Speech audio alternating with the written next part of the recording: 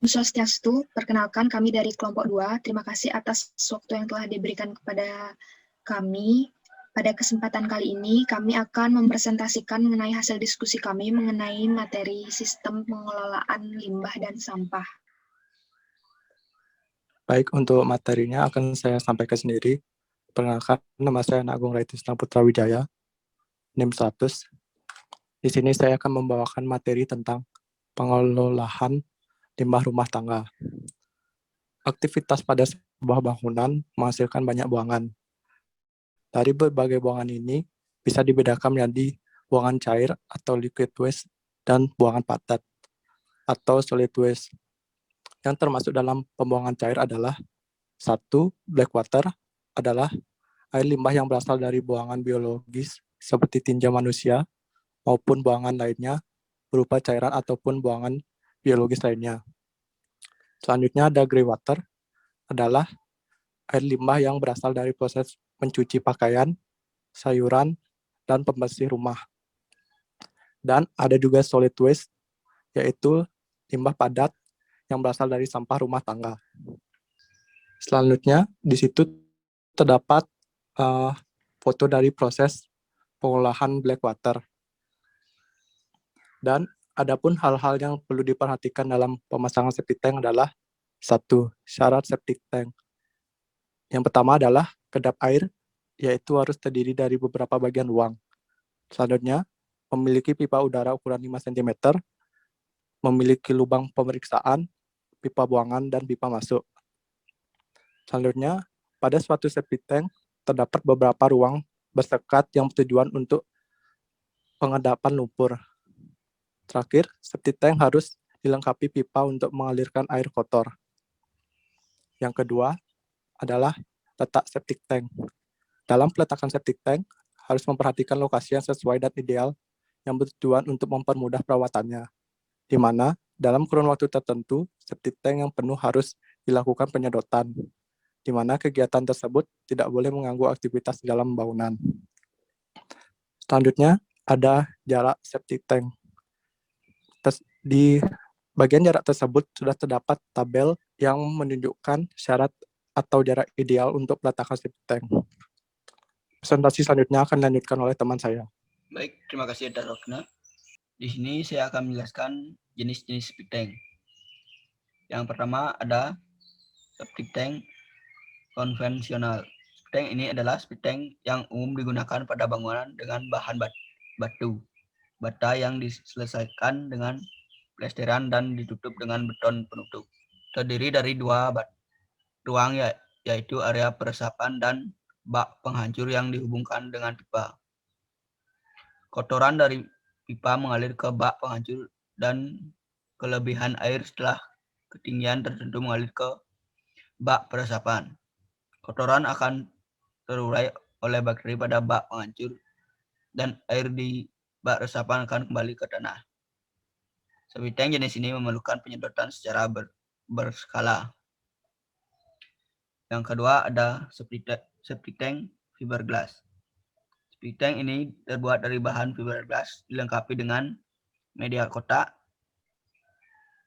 yang dirancang khusus dan didesinfektan yang penggunaan sesuai kebutuhan.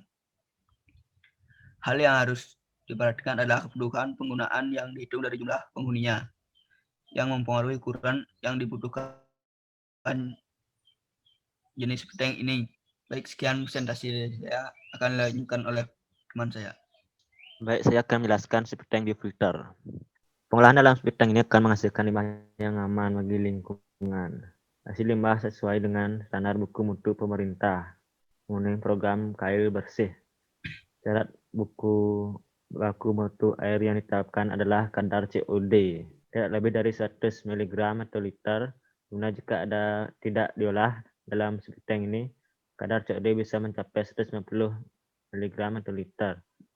Kurang ini karena proses pengolahan biologis yang melibatkan mikroorganisme.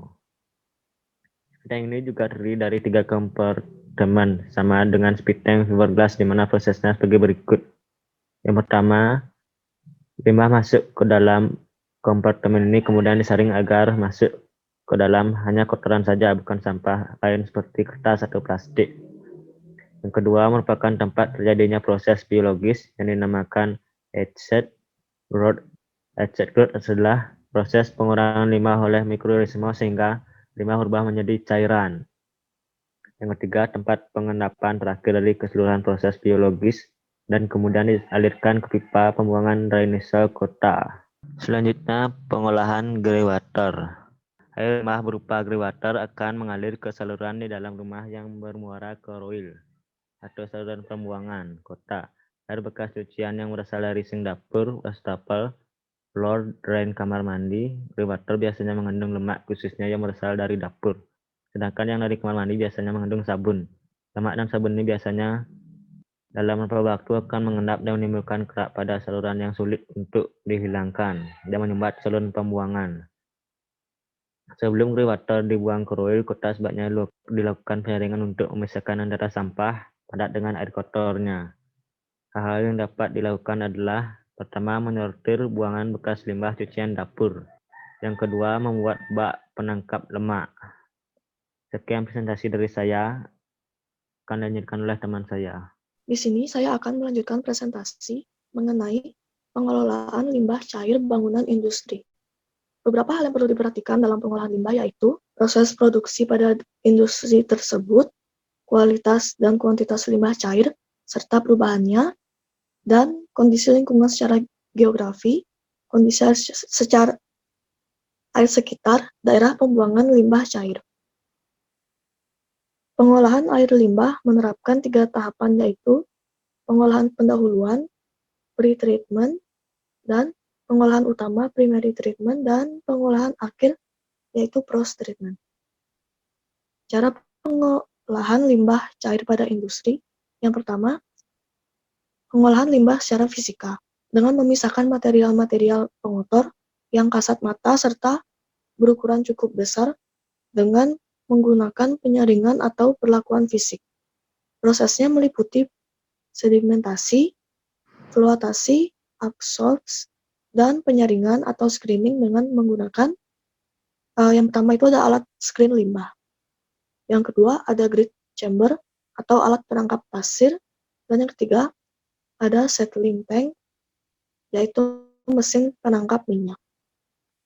Selanjutnya akan dipresentasikan oleh teman. Baik, terima kasih atas waktunya. Perkenalkan, nama saya Aridita, NIM 118. Saya akan melanjutkan presentasi, yaitu cara pengolahan limbah cair yang ada di industri. Di sini dapat nomor 2, yaitu pengolahan limbah secara kimia.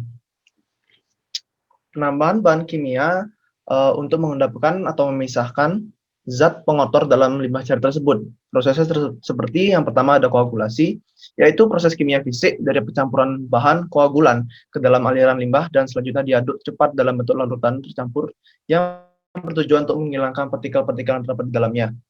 Yang kedua ada oksidasi, yaitu cara pengolahan untuk detoksifikasi limbah B3 seperti pengharum ruangan, pemutih pakaian, deterjen pakaian, yang dilakukan melalui penguraian senyawa organik menjadi karbon dioksida dan air oleh bakteri yang diaerisasi dan diberi nutrisi.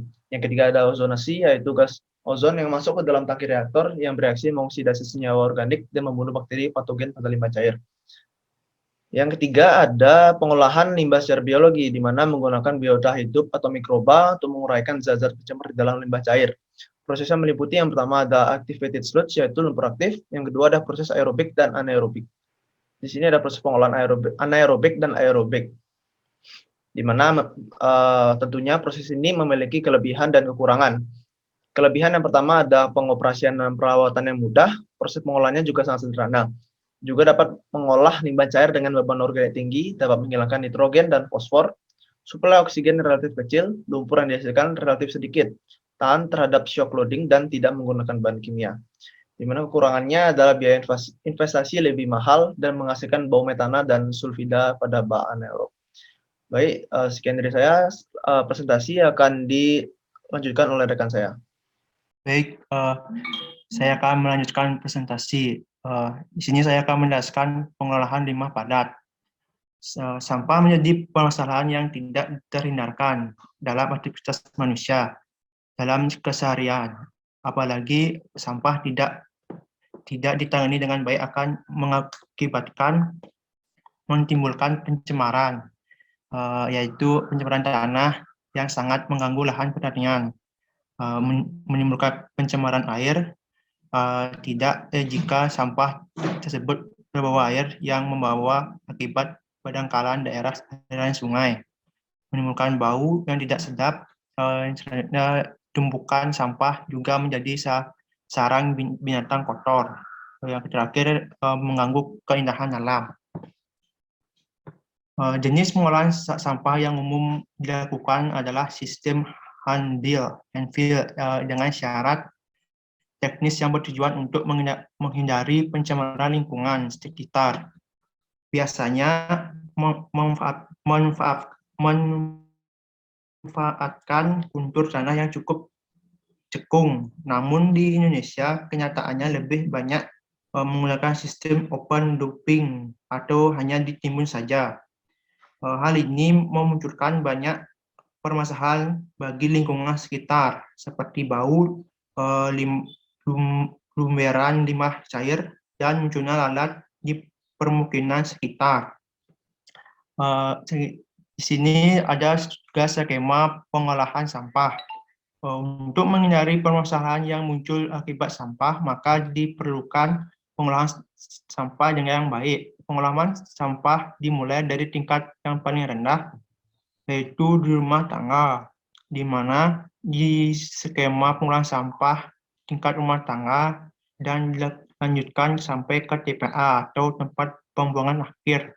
Pada skala tertentu, sebelumnya menuju TPA, pada area pemukiman tertentu disediakan TPS atau tempat pengumpulan sementara.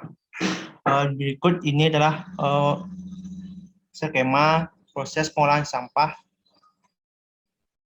yang ada di sekitar lingkungan.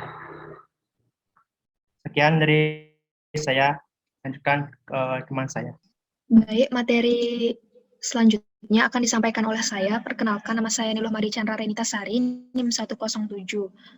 Metode dan teknologi pengolahan sampah. Yang pertama yaitu ada proses pemanfaatan lokal untuk pengurangan biaya. Di sini ada pemilihan dan daur ulang, pengkomposan, dan biogas. Pemilihan dan daur ulang adalah salah satu strategi pengolahan sampah padat yang terdiri atas kegiatan pemilahan, pengumpulan, pemprosesan, pendistribusian, dan pembuatan produk atau material bekas pakai, dan komponen utama dalam manajemen sampah modern, dan bagian ketiga dalam proses hierarki sampah. Selanjutnya ada pengkomposan. Pengkomposan adalah proses di mana bahan organik mengalami penguraian secara biologis, khususnya oleh mikrob-mikrob yang memanfaatkan bahan organik sebagai sumber energi. Kemudian ada biogas. Biogas merupakan gas yang dihasilkan oleh aktivitas anaerobik yang mendegradasi bahan-bahan organik. Contoh dari bahan organik ini adalah kotoran, limbah domestik, atau setiap limbah organik yang dapat diurai oleh makhluk hidup dalam kondisi anaerobik. Selanjutnya ada pilihan metode pengumpulan. Di sini ada pola individual langsung. Pola individual langsung atau biasa disebut door-to-door, kegiatan pengambilan sampah dari rumah ke rumah atau sumber sampah dan diangkut langsung ke tempat pemprosesan akhir tanpa melalui kegiatan pemindahan. Kemudian ada pola individual tidak langsung. Pola ini merupakan kegiatan pengambilan sampah dari masing-masing sumber sampah dibawa ke lokasi pemindahan untuk kemudian diangkut ke tempat pemprosesan akhir. Kemudian ada pola komunal langsung. Kegiatan pengambilan sampah dari masing-masing titik komunal dan diangkut ke lokasi pemprosesan akhir. Kemudian ada pola komunal tidak langsung. Kegiatan pengambilan sampah dari masing-masing titik pewadahan komunal ke lokasi pemindahan untuk diangkut selanjutnya ke tempat pemprosesan akhir. Dan yang terakhir ada pola penyapuan jalan. Kegiatan pengumpulan sampah hasil penyapuan jalan, khususnya untuk jalan protokol, lapangan parkir, lapangan rumput, dan lain-lain. Hasil penyapuan diangkut ke lokasi pemindahan untuk kemudian diangkut ke tempat akhir. Penanganan dilakukan berbeda untuk setiap daerah sesuai fungsi daerah yang dilayani. Kemudian ada pilihan cara pengangkutan. Ada 3 cara, yaitu komersil, stasiun transfer, dan diatur oleh pemerintah. Selanjutnya ada pemilihan pembuangan akhir. Ada penimbunan. Penimbunan atau dumping merupakan metode yang paling sederhana, yaitu menimbun sampah pada lahan terbuka. Ini memiliki potensi pencemaran lingkungan yang paling tinggi dan sangat umum dilakukan di Indonesia. Selanjutnya ada penimbunan lahan semi-engineer atau semi-engineer landfill. Landfill ialah pengelolaan sampah dengan cara menimbunnya di dalam tanah. Di dalam lahan landfill, limbah organik akan dikomposisi oleh mikroba dalam tanah menjadi senyawa-senyawa gas dan cair. Selanjutnya ada pengkomposan, pembuatan pupuk tanaman dari proses pembusukan sampah organik. Selanjutnya ada biogas. Biogas adalah teknologi konversi biomasa menjadi gas dengan bantuan mikroba anaerob. Proses biogas menghasilkan gas yang kaya akan metana dan seluri. Proses biogas menghasilkan gas yang kaya akan metana dan seluri. Gas metana dapat digunakan untuk berbagai sistem pembangkit energi, sedangkan seluri dapat digunakan sebagai kompos. Selanjutnya ada incineration atau biasa disebut insinerasi. Pada dasarnya ialah proses oksidasi bahan-bahan organik menjadi bahan anorganik. Prosesnya sendiri merupakan reaksi oksidasi cepat antara bahan organik dengan oksigen. Selanjutnya ada penimbunan saniter. Penimbunan dengan metode sederhana namun menggunakan sistem pemipaan untuk mengalirkan cairan yang dihasilkan proses biologis saat penimbunan. Dan yang terakhir ada Fukuoka method. Fukuoka method ini merupakan sistem semi-aerobik landfill yang dikenal dengan Fukuoka method untuk merehabilitasi tempat pembuangan akhir. Dalam metode ini, lisit dikumpulkan dan pipa perforasi yang ditanam pada dasar dan dialirkan menuju kolam pengumpulan lisit atau lindi. Sekian materi yang saya sampaikan. Materi selanjutnya akan dilanjutkan oleh rekan saya. Terima kasih. Baik, terima kasih atas waktunya. Di sini saya akan melanjutkan presentasi dari rekan saya. Nama saya Igusti Komang Trisumadiase, NIM 108. Di sini saya akan menjelaskan tentang perencanaan TPA atau tempat pembuangan akhir. Upaya pengamanan lingkungan TPA diperlukan dalam rangka yang mengurangi terjadinya dampak potensial yang mungkin terjadi selama kegiatan pembuangan akhir berlangsung. Upaya tersebut meliputi yang pertama yaitu penentuan lokasi TPA yang memenuhi syarat SNI nomor 0332411997 tentang tata cara pemilihan lokasi TPA. Yang kedua, pembangunan fasilitas TPA yang memadai. Pengoperasian TPA sesuai dengan persyaratan dan reklamasi lahan bekas TPA sesuai dengan peruntukan lahan dan tata ruang. Yang ketiga itu monitoring pasca operasi terhadap bekas lahan TPA. Adapun beberapa dampak yang muncul dalam tiap tahap pembangunan TPA adalah sebagai berikut, yaitu pada saat prakonstruksi. Pada saat prakonstruksi yang pertama yaitu lokasi yang tidak memenuhi persyaratan akan mencemari lingkungan dan mengganggu kesehatan masyarakat. Yang kedua, perencanaan yang tidak didukung oleh data yang akurat akan menghasilkan konstruksi yang tidak memadai. Yang ketiga, ganti rugi yang tidak memadai akan menimbulkan keresahan masyarakat. Pada konstruksi yaitu yang pertama meningkatkan polusi udara, debu, dan kebisingan. Yang kedua, keresahan sosial apabila sumber daya manusia setempat tidak dimanfaatkan. Yang ketiga, pengurangan tanaman. Yang keempat, pembuatan konstruksi yang tidak memenuhi persyaratan akan menyebabkan kebocoran lindi, gas, dan lainnya. Yang ketiga itu ada operasi. Pada saat operasi yaitu yang pertama, pengangkutan sampah dalam keadaan terbuka dapat menyebabkan bau dan sampah berceceran di sepanjang jalan yang dilalui truk. Yang kedua, penimbunan sampah yang tidak beraturan dan pemadatan yang kurang baik menyebabkan masa pakai TPA lebih singkat. Yang ketiga, penutupan tanah yang tidak memadai dapat menyebabkan bau, populasi lalat tinggi, dan pencemaran udara. Yang keempat, ventilasi gas yang tidak memadai menyebabkan pencemaran udara, kebakaran, dan bahaya asap. Yang kelima, lindi yang tidak terkumpul dan terolah dengan baik dapat menggenangi jalan dan mencemari badan air dan air tanah. Pada saat pasca operasi, yaitu yang pertama, reklamasi yang tidak sesuai dengan peruntukan lahan apabila digunakan untuk perumahan dapat membahayakan konstruksi bangunan dan kesehatan masyarakat. Yang kedua, tanpa upaya pemantauan yang memadai, maka akan menyulitkan upaya perbaikan kualitas lingkungan. Sesuai dengan SNI nomor 03-3241-1997 tentang tata cara pemilihan lokasi TPA, bahwa lokasi yang memenuhi persyaratan sebagai tempat pembuangan akhir sampah adalah, yaitu yang pertama, jarak dari perumahan terdekat yaitu 500 meter. Yang kedua, jarak dari badan air 100 meter. Ketiga, jarak dari airport 1.500 meter, pesawat baling-baling, dan 3.000 meter pesawat jet. Yang keempat, muka air tanah kurang lebih 3 meter. Dan yang kelima, jenis tanah lempung dengan konduktivitas hidrolik sekitar 10 sampai dengan 6 cm per detik. Yang keenam merupakan tanah tidak produktif. Dan yang terakhir, bebas banjir minimal periode 25 tahun. Baik, presentasi selanjutnya akan dipresentasikan oleh rekan saya. Terima kasih.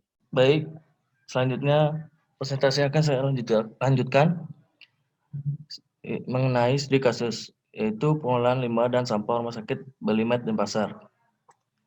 Kondisi air buangan, kondisi pembuangan pada bangunan rumah sakit Balimet ini terbagi menjadi dua, yaitu black water dan grey water, di mana black water adalah air buangan yang berasal dari sumber kegiatan buang air besar atau BAB, sedangkan grey water berasal dari kegiatan mandi, mencuci tangan, dan buang air kecil atau BAK. Black water dari pengunjung dan pasien rumah sakit ditampung di tangki septic tank, sedangkan untuk grey water ditampung ke bak pengumpulan.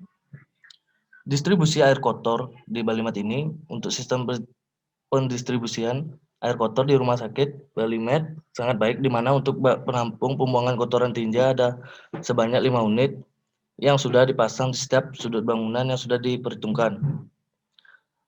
Sedangkan untuk air hujan langsung masuk ke saluran sekitar parkir yang menuju pembuangan ke got. Untuk STP di Balimet ini, pengolahan air limbah domestik adalah tahapan pengolahan limbah domestik agar limbah cair domestik tidak menambah pencemaran air dan lingkungan sekitar. Hasil akhir olahan dapat memenuhi baku mutu air limbah sesuai peraturan yang berlaku. Berikut gambar contoh pengolahan limbah di rumah sakit Balimet ini. Selanjutnya presentasi akan dilanjutkan oleh teman saya. Baik, saya akan menjelaskan skema pembuangan limbah kotor rumah sakit Balimet Denpasar. Yang pertama ada limbah cair rumah sakit, kedua domestik, tiga klinis, lain-lain laboratorium. Lalu dilanjutkan pengolahan fisika dan kimia.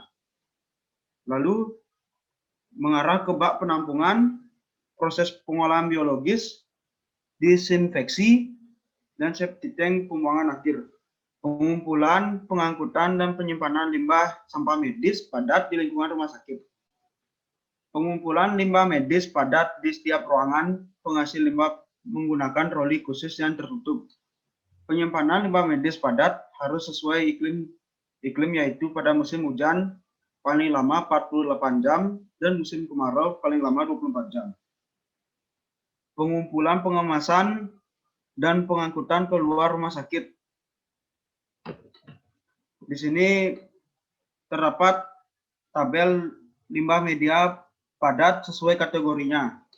Yang pertama radioaktif, warna kantong plastik merah, dan lambangnya seperti ini. Kedua, sangat infeksius, warna jenis kantong plastik warna kuning, dan berlambangkan ini. Ketiga, limbah infeksius psikopatologi dan anatomi, warna kantong plastik kuning, dan berlambangkan ini. Sitotosis berkantong warna ungu dan berlogo seperti ini. Limbah kimia dan farmasi, warna kantong plastik coklat, dan berlogo seperti ini. Yang pertama, saya menjelaskan mengumpulkan dan mengemas pada tempat yang kuat. Kedua, pengangkutan limbah luar rumah sakit menggunakan kendaraan khusus, contohnya mobil box. Dan ini alat pengolahan limbah padat rumah sakit. Lalu saya menjelaskan pengolahan dan pemusnahan. Yang pertama, limbah medis padat tidak diperbolehkan membuang langsung ke tempat pembuangan akhir limbah domestik sebelum aman bagi kesehatan. Kedua, teknologi pengolahan atau pemusnahan limbah medis padat pada rumah sakit Balimed dengan cara kerja yang sama pada rumah sakit lain untuk proses pembakaran limbah medis padat tersebut di tempat pembakaran khusus. Sekian presentasi dari saya, dilanjutkan oleh teman saya. Baik, saya akan melanjutkan presentasi. Nama saya Igede Andika Parmana Putra, NPM 119.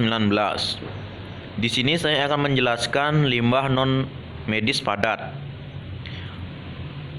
Wadah limbah laboratorium. Berikut adalah contoh gambarnya. Pertama, pemilihan dan pewadahan. Pewadahan limbah padat non medis harus dipisahkan dari limbah medis padat dan ditampung dalam kantong plastik warna hitam. 2.